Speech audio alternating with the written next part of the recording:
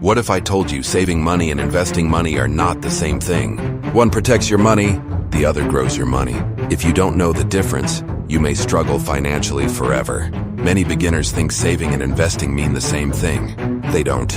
In this beginner guide, I'll explain the difference between saving and investing, step by step in simple English, with practical finance tips you can use immediately. Saving means keeping money safe for short-term needs. You save money in bank accounts and cash, fixed deposits. Saving is used for emergencies and near-term goals. It gives security, but it does not create wealth. Saving protects money. It does not grow money much. Investing means putting money to work so it grows over time. You invest in stocks, mutual funds, index funds, real estate. Investing is used for long-term goals. It helps beat inflation. It helps build wealth. Investing grows money, but it comes with some risk. Key difference, step-by-step comparison. Let's make this very clear. Saving, low risk. Low returns, short-term goals. High safety. Investing, the higher risk, higher potential returns. Long-term goals, wealth creation.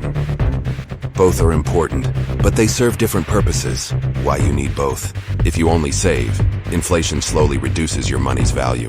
If you only invest without savings, you may panic during emergencies. Smart money management uses both saving and investing. First, save for safety, then invest for growth.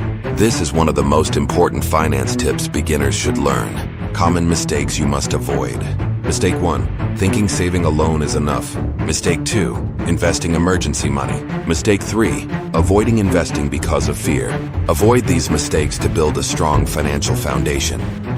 Two people earn the same income. One saves only, the other saves and invests. After 10-20 years, the saver feels safe. The investor builds wealth. The difference is not income. The difference is understanding. So here's the question. Are you only protecting your money, or are you growing it too? Comment below. Are you focusing more on saving or investing right now? Your answer could change your financial future.